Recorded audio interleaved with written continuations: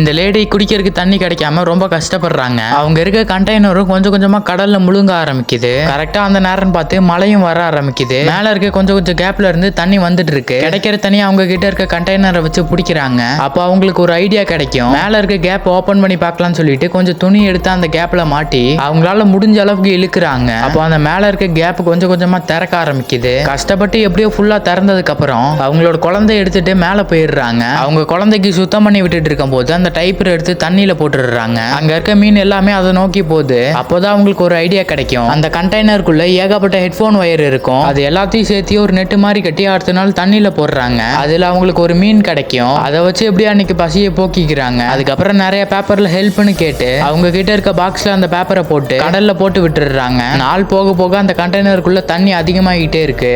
அவங்களால முடிஞ்ச அளவுக்கு கண்டெய்னருக்குள்ள இருந்த தண்ணியை வெளியே தள்ளிடுறாங்க. தனியா அவங்க குழந்தைக்காக ஒரு போட் ரெடி பண்ணி அதுல அவங்க குழந்தைய வச்சு தண்ணியில விட்டுடுறாங்க. இந்த கண்டெய்னரும் முழுங்க ஆரம்பிச்சிருச்சு. வேற வழி இல்லாம அந்த குழந்தையோட போட்டை தான் சர்வே பண்றாங்க.